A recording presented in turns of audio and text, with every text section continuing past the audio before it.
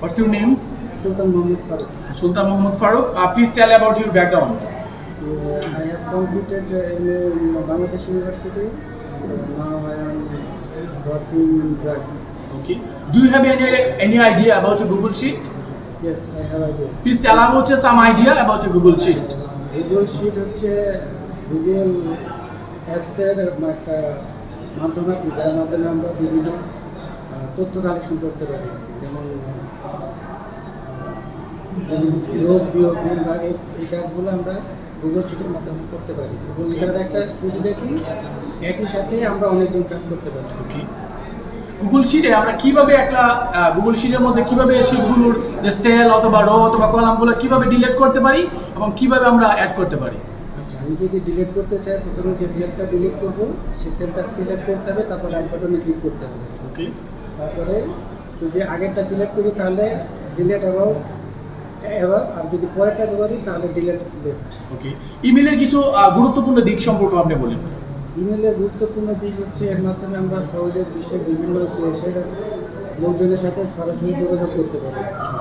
এখন বায়ার পাওয়ার জন্য কমিউনিকেশনগুলো কিভাবে মেনটেন করতে হবে বায়ারদের সাথে?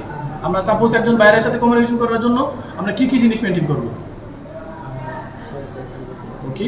আপনি এনিডেক্স সম্পর্কে আপনার কোনো আইডিয়া আছে? বলেন AnyDesk, what is AnyDesk? AnyDesk হচ্ছে একটা রিমোট কন্ট্রোল সফটওয়্যার যার মাধ্যমে একটা পিসি থেকে বিশ্বের বিভিন্ন দেশের পিসিকে কন্ট্রোল করা যায়। ওকে।